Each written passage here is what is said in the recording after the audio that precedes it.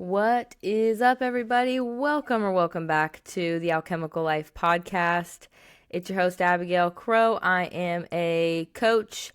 I am a personal trainer. I have worked with all kinds of clients, specialize in endurance athletes now, runners primarily, and I am basically fascinated by all things human movement. So if that is also something you're fascinated about, you're going to enjoy this podcast. Today we are going to talk actually about less about the body and more about the mind. We're going to be talking about training through tough times, and I have trained many clients through many hard times, deaths, divorces, breakups, job transitions, all kinds of things. I've personally trained through really brutal times, and there are some common themes that I've noticed, and now things as a coach that I do to better strategize and handle those speed bumps, if you will, those really potentially horrific emotional speed bumps that life throws us sometimes. First, though, we're going to pay the dues. So like, comment, subscribe. If you're listening to this, leave a review, please. And if you are interested in training programming, obviously listen to my podcast first. Get to know who I am. If you're new here and you don't know who I am, don't just buy something without knowing what you're buying. But I have 3 programs: a Return to Sport, a Go Further, and a Be Unstoppable program for the running client, for an endurance athlete looking to either one, return to sport from a long time off, or is new to strength training. And then I have a Go Further program for the building athlete, the one who is maybe also not in season. And then I have a Be Unstoppable program for the athlete that is in season, rocking and rolling with their races, and they just need to maintain their strength, stability, function of the body. And each program comes with a full training program, video links for everything, place to log all your stuff, sets, reps, rest period. It comes with a full modification list, gives you basically ways to progress or regress the movement, links for that as well, and also a full cueing log. So if you need more of an explanation than the video link already provides, it's basically all of the common cues that I see with my clients that will help you get perfect form on your lift. It's like having a personal trainer right there with you. Anyways, $50 a steal. So check them out. The link will be below. That being said, let's get into today's topic, and that is training through tough times. So there's a few common things that happen whenever something really horrible happens. Emotionally, we are just down. And the two big things that tend to occur is we start getting poor sleep, and we also have very poor or absent nutrition. And I also talk about these things as being the 2 fundamental pillars to progress in performance, in the gym, in your running, in everything that you're doing athletically. With human movement, we are also looking at sleep, and we're looking at nutrition in terms of making sure that we have those nailed so that our training is optimized and successful. Now, first thing we'll cover is poor sleep. Now, whenever you're going through something rough, oftentimes if we are sleeping, it's very restless, filled with potentially stress dreams, waking up frequently. Oftentimes the ability to stay asleep is very hard. Going to sleep is very difficult, so usually the sleep cycles are totally off, and this leads to poor recovery, right? Because we have so many things happening in our sleep that aid recovery for performance. You can actually listen to, I think I have an entire podcast episode, this like episode 2, I believe, of my podcast talks all about sleep, and the title will be there. It's like episode 1 or 2, I think. But the second big thing is we have poor nutrition. So we have poor sleep, right? And then the second thing is usually people are either making poor food choices because it's just like, man, I couldn't be bothered to cook. I couldn't be bothered to worry about making sure I get sufficient protein. Just lucky that I'm even eating right now. Oftentimes people do not consume any food. If they do, it's very, very minimal. It's usually something that's very quick, easy, grabbable. That's oftentimes also why people bring over meals, because when someone is grief stricken, nobody's cooking. And so people will often bring meals so that somebody can have a full meal. That being said, there's the element of, do we have the appetite to eat it? And a lot of the times, I have experienced with both myself and some clients that I've worked with, it's just eating is just not really necessarily a thing that people are interested in doing. Of course, I encourage all of my clients to continue to have something, but when you're going through that kind of period of time, of high stress or grief or sadness, whatever it may be, training through a tough time, there's no point in necessarily forcing food down somebody if it's just not the right time to consume it. So with that being said, there's also usually there's a high likelihood that the person is also dehydrated, because just drinking water and taking care of oneself is kind of just not on the menu. So this leads to poor recovery. So all of the things that would prepare us for a good hard training session are now out of the question. They're just not happening. This also leads to higher levels of stress, higher levels of actual stress because of the thing that we're going through that is really rough, but also higher levels of perceived stress because our recovery has decreased.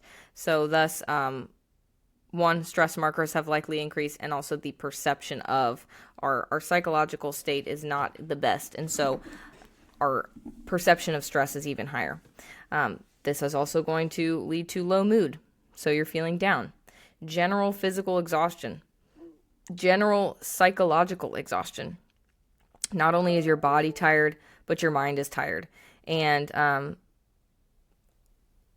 none of these things sound like somebody is ready for a good training session. So the question is, yeah, Abigail, I've experienced all of this. You've told me the things that are happening. These things are happening, or I have experienced these things, or my friend is experiencing these things.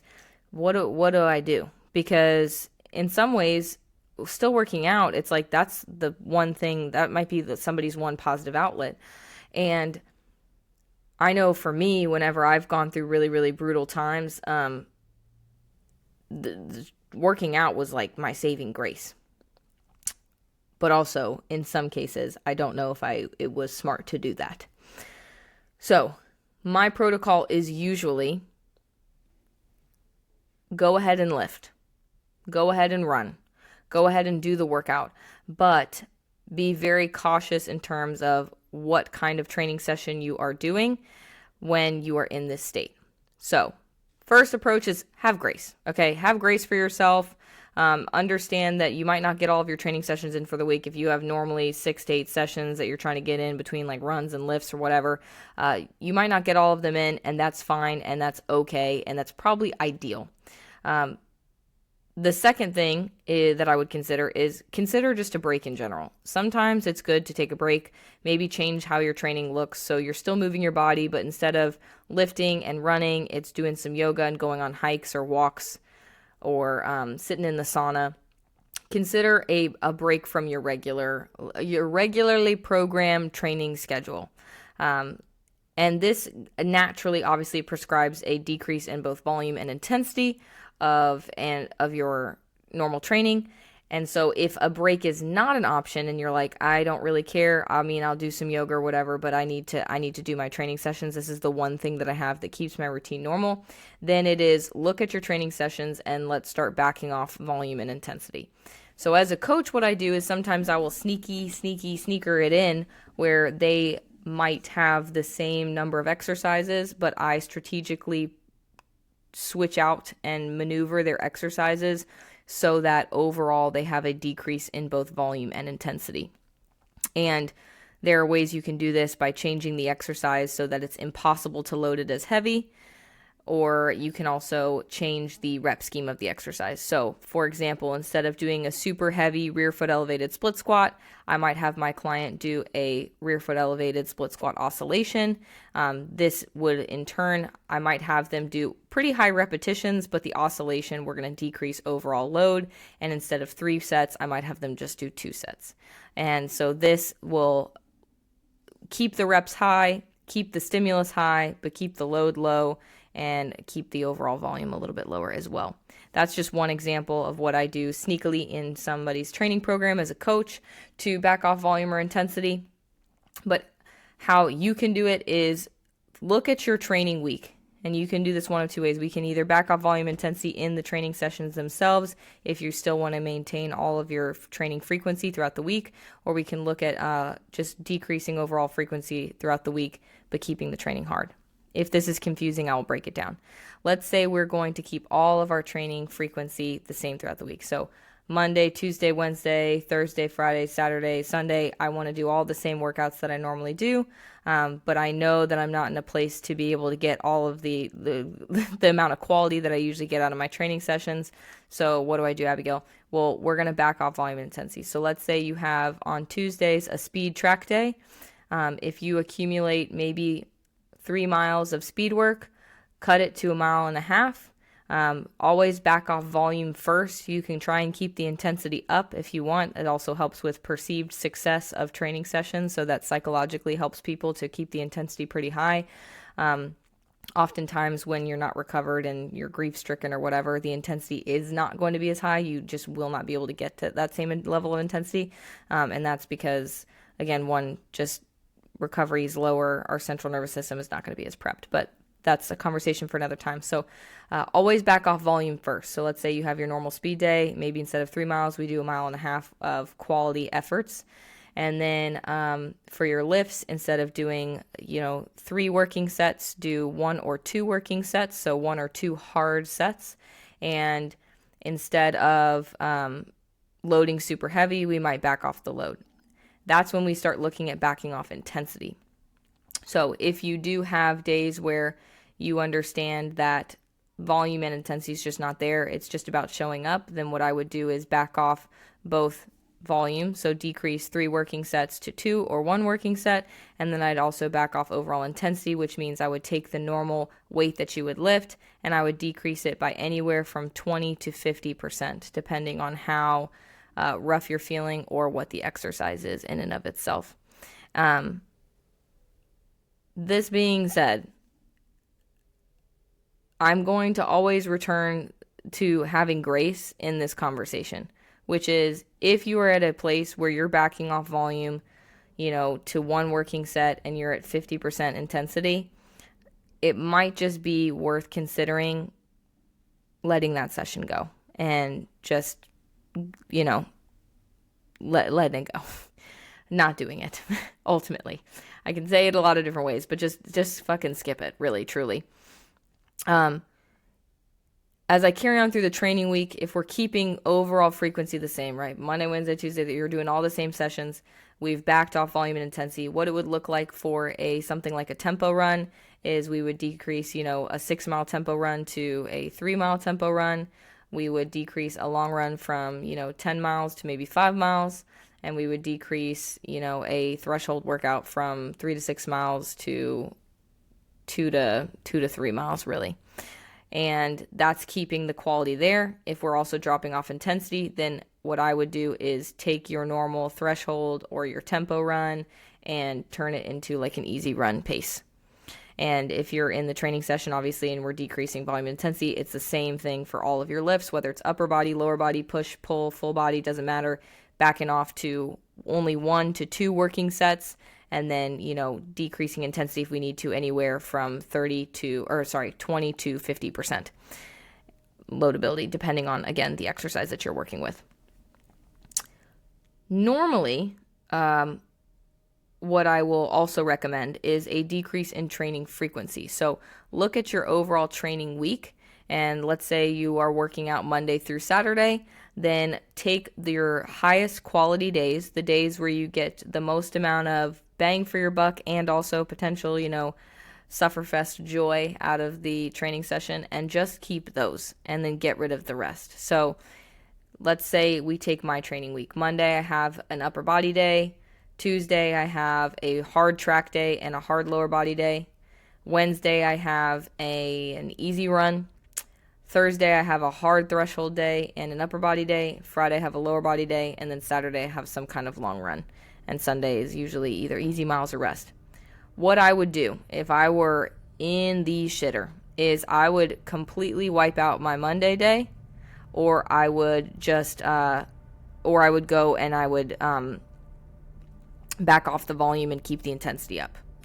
But likely I would get rid of Monday. Tuesday I would show up and I would do my hard track day and I would do my hard lower body day and I'd keep that day in there.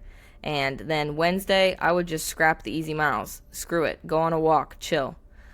Thursday I would still do my threshold work, hard threshold work, and I would do my upper body day. And then Friday I'd probably scrap my second lower body day. I'd say screw it. Done. Nope. And then Saturday I would do my long run.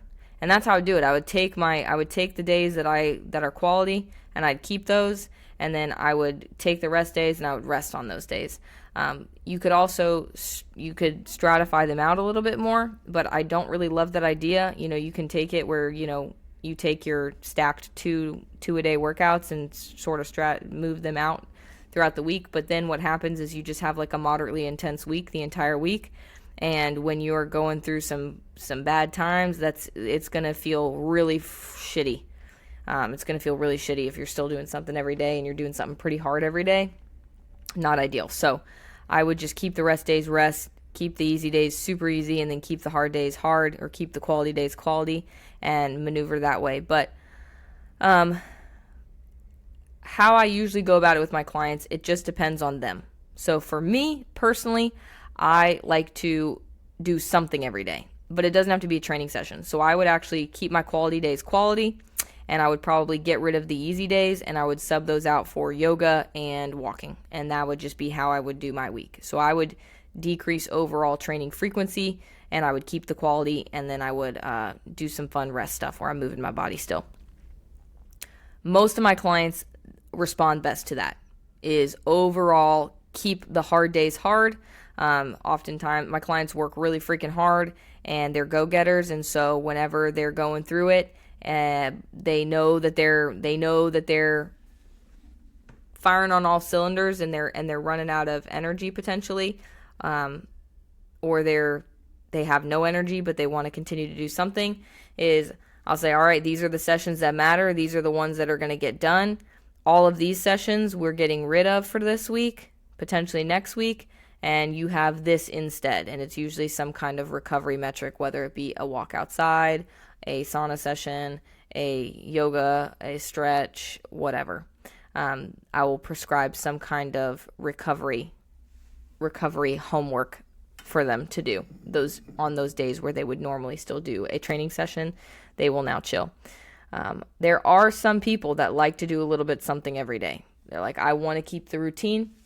And for the people that keep the routine, oftentimes they also want to feel as though they're still getting the quality and keeping the routine. And that's where I add my strategic coaching. All right, I'm going to still give them a hard, in quote, hard session, perceived hard session, but we're going to totally back off volume and intensity so that whenever they're going through all of these sessions, they still get a high stimulus, but they're not running themselves into the ground, which is extremely important because there's nothing worse than they're already having poor sleep, poor nutrition, poor recovery, high stress, low mood, just, physiologically or psychologically exhausted, physiologically exhausted as well. And then on top of that, they have a really just poor training session. They're not hitting their normal numbers. Maybe they get hurt, or they feel like they're not recovered for their next training session. And so it's just then that lowers mood even worse. There's a level of frustration that comes into play.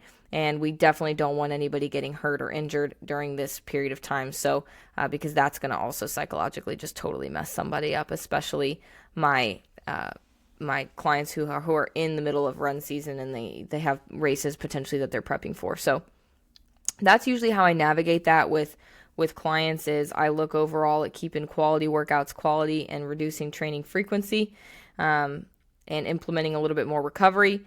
but I can also manipulate it so that I have my clients who want to come in and keep the routine normal. I naturally, in the training session, will select exercises in a way that decreases overall volume and intensity, but doesn't change the stimulus. Still keeps the stimulus pretty hard so that people are still feeling like they're getting a good, solid workout when they come in.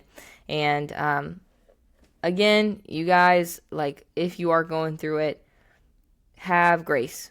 Understand that right now is just not a fun time, and you do not have to have all of it together, and you should not have it all together.